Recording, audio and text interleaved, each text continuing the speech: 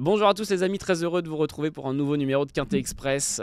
Nous sommes le mercredi 5 mars et on va attaquer l'analyse des deux quintets de cette fin de semaine. Ce sera le quintet de ce jeudi à Saint-Cloud et de ce vendredi à Enghien, retour d'Enghien pour les prochains quintets du vendredi, ni plus ni moins, les prochaines nocturnes. On va attaquer donc cette analyse, mais avant cela, je vais présenter les deux experts qui m'accompagnent et qui vont vous livrer, comme vous en avez l'habitude dans Quintet Express, leur base outsider rayure avant de vous donner leur ticket Quintet Plus.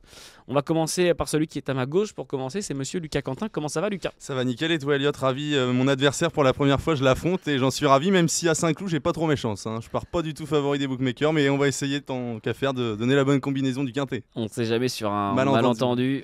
sur l'herbe de Saint-Cloud. En tout cas, celui qui te fait face a mis un pull aux couleurs justement de ce gazon. C'est monsieur Mika Cardine. Comment ça va, Mika? Salut Elliot, bonjour à tous. Écoute, super, en forme. Eh ben, magnifique. Très content que les courses sur gazon reprennent. Oui. Galop. Du côté de Saint-Cloud, ce sera le prix de la Gascogne et ça tombe bien puisque c'est le premier quintet du jour que l'on va analyser.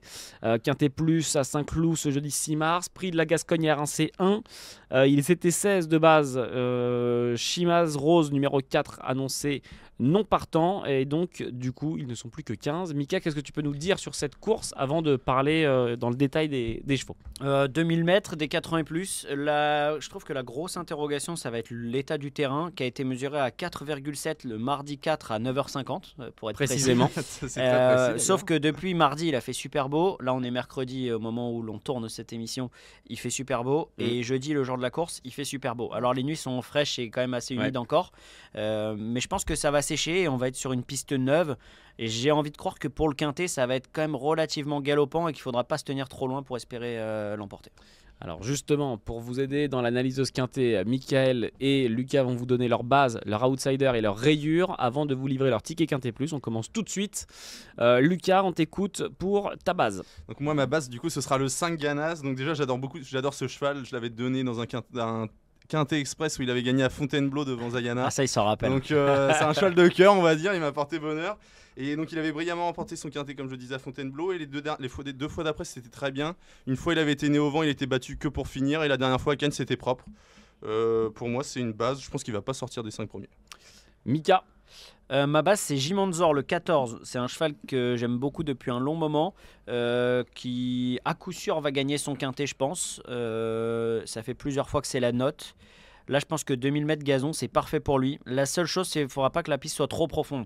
Mais j'espère qu'avec tous les arguments que j'ai donnés par rapport au beau temps et le fait que ce soit la première course, il a un bon numéro de corde, il a Stéphane Pasquier sur le dos. Je suis hyper chaud. Pour moi, il va gagner son J'ai cru entendre que tu étais que chaud dans la rédaction. Hein, ce matin. Ouais, c'est vrai. J'entendais parler que de lui. Peut-être un peu trop parler. J'entendais parler que de lui. Vous avez donc les bases de Lucas et de Mika, respectivement numéro 5 et numéro 14. Et on passe maintenant à vos outsiders, messieurs. Et côté Lucas, on se dirige vers Azov. Ouais, exactement. Il fait déjà très bien Saint-Cloud. Il est revenu en 42 valeurs. C'était la valeur de son dernier succès. Il a un bon numéro dans les stalles et c'est un cheval qui se monte de l'avant. Je trouve qu'il a beaucoup d'atouts dans son jeu et ça sent très bon. On est tout prêt. Je pense qu'il va être dans le coup. Il ne sera pas très loin de lui dans les boîtes. Ce sera le numéro 16, Henry the Lion, qui a été choisi comme outsider de Mika. Ouais, c'était le numéro 2. En fait, ça aurait même pu être ma base, Henry the Lion, mais je le vois pas nécessairement gagner, mais je lui vois une toute première chance. Ouais. Il a un petit poids, il va adorer le terrain, que ça soit très souple ou plus ou moins. D'ailleurs, ça le dérangera pas. Il a un bon numéro de corde, il se monte tout près, tout de suite bien placé. Et je pense que réouverture de Saint-Cloud, comme je le disais, il faudra pas être trop loin. Il arrive en forme avancée du meeting, mais pas complètement émoussé parce qu'il a pas énormément couru. À mon avis, c'est une super base, Henry the Lion. Il va pas sortir des 3-4 premiers. On passe, messieurs, à vos rayures, ceux qui pour vous ont le moins de chance en tout cas au départ de cette épreuve, ou alors peut-être que c'est des chevaux qui ont des chances mais sur lesquels vous prenez un risque. Côté Lucas, ce sera le numéro 11, Aquila Volante.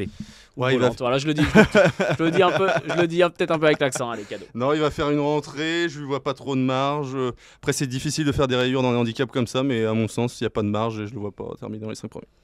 Lucas, il était entraîné par Gianluca Bettolini en début de carrière à Aquila Volante. C'est ça. Donc je pense que c'était sur le bon accent. Ouais, merci, c'est cadeau. Merci Mika, merci. Ta rayure, c'est numéro 9, Mika, Bad Boy. Cette fois, pas d'erreur. Cheval en super forme, qui adore le terrain, mais le truc, c'est que c'est un attentiste. Il a le 15 dans les stalles, donc j'ai essayé de trouver un cheval qui, à coup sûr, va se retrouver un petit peu loin, et je pense que Bad Boy, il a ce profil-là. Et malgré sa forme et son aptitude au terrain souple et au tracé, je pense que ça va pas aller. Messieurs, on a vos bases, vos Et je pense qu'il a une outsiders. chance quand même, il va être assez joué. Ouais, mais tu prends. C'est une rayure osée, ouais. Voilà, c'est aussi. Il y a deux écoles. Il y a ceux qui font les rayures, ceux qui ont vraiment aucune chance, et ceux qui veulent aller chercher un peu de code justement et qui enlèvent des. Alors, favoris peut-être pas, mais. Des chevaux un peu chevaux en vue, ouais. Vos 2 tickets quintet plus, messieurs, vous avez opté, si je ne dis pas de bêtises, tous les deux pour une. Non, on a un quintet en 6 et un quintet en 7. Moi, c'est la spéciale, les 6 chevaux. On va commencer par le quintet en 6 de Lucas, on t'écoute. Donc, je mis en tête le 5 Ganas, j'en ai parlé. C'est mon assez chaud favori, une bonne base à mon sens. Le 2 Azov, mon outsider, je pense qu'il va être dans le coup. Le 3 American Glory, qui vient de s'envoler dans un quintet disputé à Cannes, où elle a fait vraiment une très grosse impression et même pénalisée de 5 kilos, je pense qu'elle va être là. Le 14 Gilles Manzer, c'est le coup de cœur de Mika, je vais pas contre l'expert Michael. Et d'ailleurs, les pensionnaires de Nicolas Perry sont dans une grande forme en ce moment et je pense qu'il ne faut pas les écarter d'un ticket. C'est pour ça que je retiens les deux avec American Glory. Le 16 Henry The Lion, bon 4ème la dernière fois, bon numéro dans les stalles, il va être là tout près et je pense qu'il va être dans le coup. Et enfin, le 6 Zayana, c'est une rentrée, mais je pense que je la vois bien être 4-5ème. Elle avait été bonne à Fontainebleau quand elle était 2ème de Ganas, que je place très haut. Donc, jugé sur cette ligne, j'y retourne. Je me rends compte que nos tickets sont similaires. Il en a 6 et j'en ai 7, mais en fait. T'en as 6 des 7. Ouais, j'ai les 6 compris. 6 même que toi. 6 des 7. Ouais. Voilà. Et ben, dans quel ordre, Mika, et qui aura la chance d'être le. Je crois que tu m'as copié finalement, Mika. Je crois pas. Moi, j'ai mis Jimanzor le 14 en tête, Henry the Lion le 16 deuxième. En troisième position, j'ai mis 6 Zayana. Elle fait une rentrée, on en a pas beaucoup parlé, mais attention, c'est une super jument. Les conditions sont pour elle. Elle a le 5 dans les stalles. Elle va gagner son quintet cette année à coup sûr. Et j'espère que ça sera le plus tôt possible dans la saison. Ça pourrait être dès cette rentrée. Mais pour gagner, peut-être je préfère ceux qui arrivent un peu de meeting. Parce elle a une course dans 2 semaines, je crois, dit son entraîneur. Ouais, c'est possible. Elle va gagner son quintet au printemps. J'ai mis le 7 Gant, qui m'a un peu déçu la dernière fois.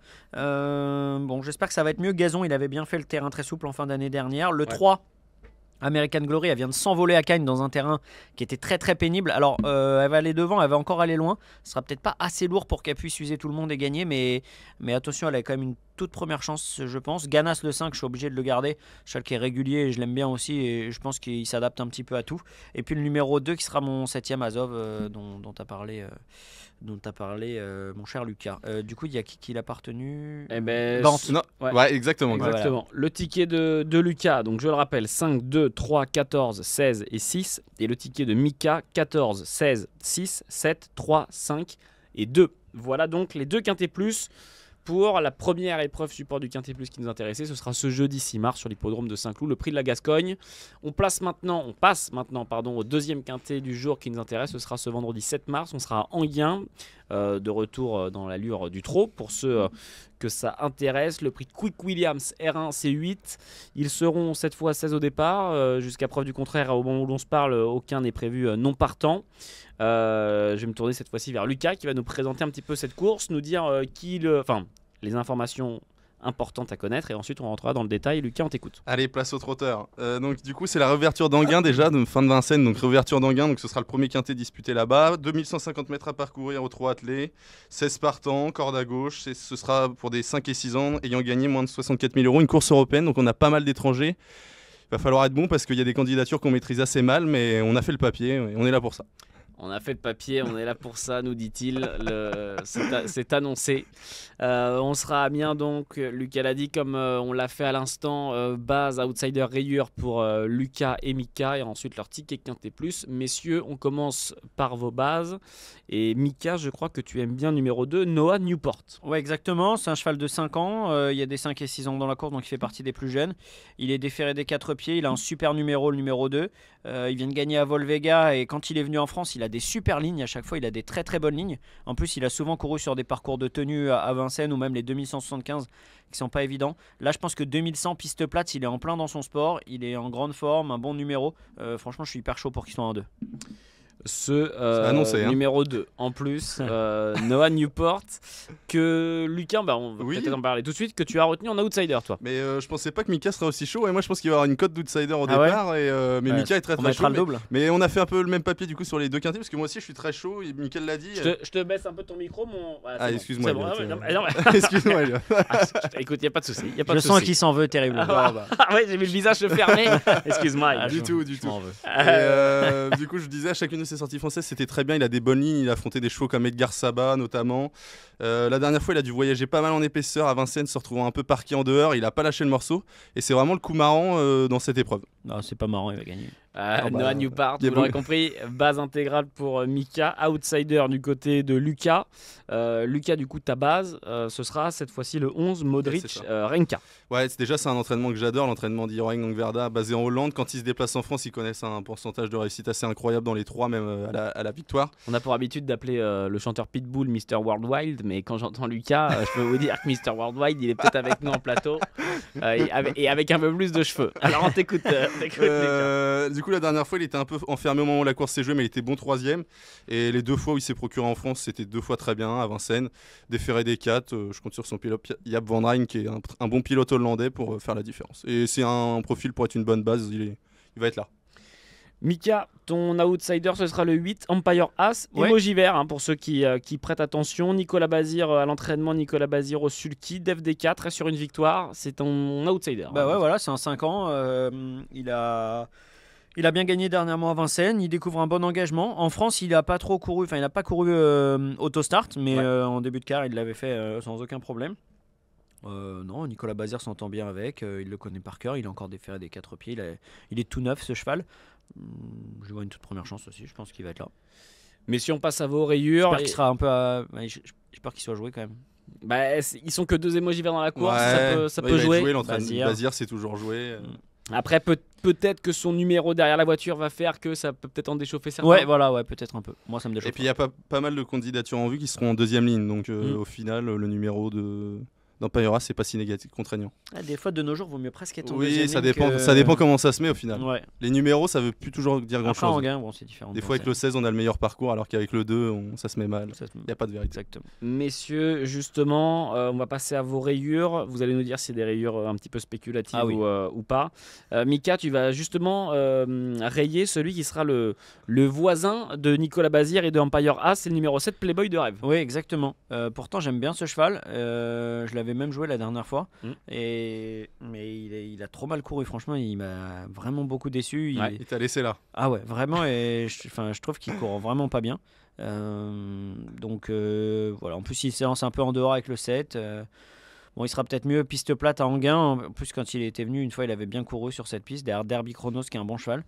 Mais bon, j'ai pris un gros risque en vrai. Franchement, j'ai pris un gros risque. Je lance sans lui. Après, t'as le droit, voilà. Au moins, c'est annoncé. Mais oui, le panache, un peu honnêtement, de panache dans cette émission. Je les connaissais pas trop, moi, ces chevaux-là. Et quand j'ai vu, j'ai dit Playboy de rêve et tout. Presque c'était mon favori. Dernière victoire, sa dernière course. Je l'avais déjà vu, mais je me suis rappelé. J'ai dit non, je peux pas. Je le raille. Écoute, je peux pas donner ça. Au moins, c'est annoncé. Les gens savent que tu prends, voilà, tu fais un pari, en tout cas, en pense l'éliminant. Parce qu'avant ça, il a que des barres. Playboy de rêve, le numéro 7. Non, c'est un bon cheval avant ça, mais sa dernière course, c'est un peu. Après, il va être mieux 2100 pistes plates, je pense. Lucas, tu rayes le numéro 12, Chaos Bourbon. Ouais, ça, il n'y a pas trop de panache, mais je lui vois pas de marge.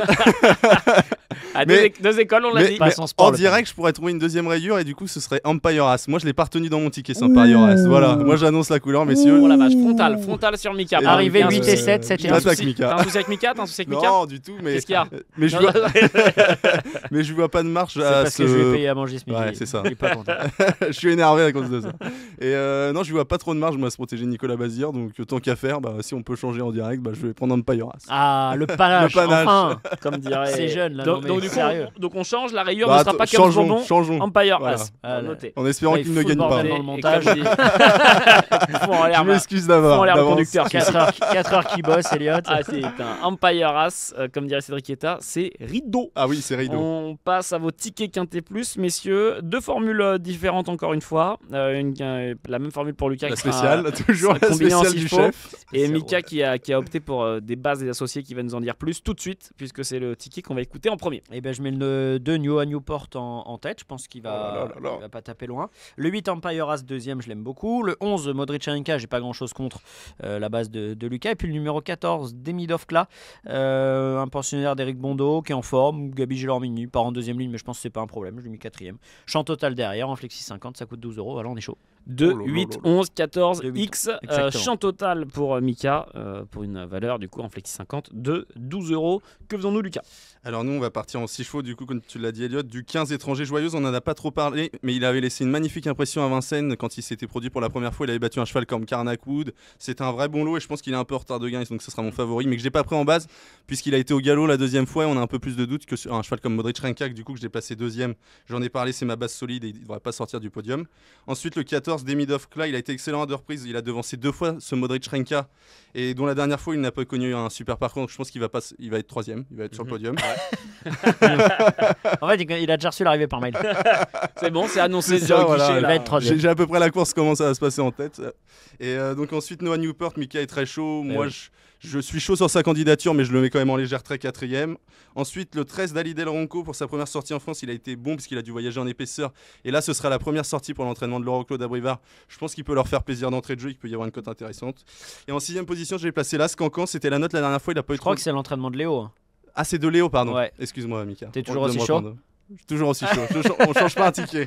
Et donc c'était bien la dernière fois là, parce qu'encore une, c'était un peu la note, pas trop le passage pour finir. Et je pense qu'il peut venir pimenter un peu les rapports de ce quintet. Ça Effectivement, pimente. Mika est Tant qu'à revenu faire. là-dessus, mais effectivement, C'est Léo, je vous- excusez-moi. Je vous confirme que ce numéro 13 est entraîné par Léo Abrivard et sera drivé donc par Pierre-Yves Quelle Verva. erreur. Aïe, Mais, aïe. ça, attention, faut pas non, me la mais pardonner, attention, celle-là. Ah là là. attention, non mais attention, écoute, comme tu l'as dit, il faut jamais changer un ticket. Non, voilà. Donc on va, On change pas de on ticket. maintient, on va bien Exactement. Allez Léo, crois-y. 15, 11, 14, 2, 13 Allez, Pierre-Yves surtout. et As Allez, pour Pierre-Yves.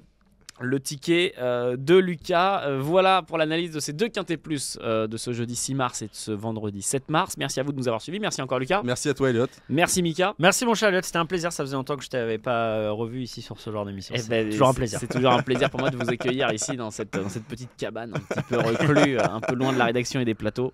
Merci à vous de nous avoir suivis dans ce nouveau numéro de Quintet Express et on se retrouve à partir de vendredi pour Bête de Week-end et les quintés, ni plus ni moins, du week-end. Je vous souhaite une très bonne fin de semaine de course et à vendredi. Ciao.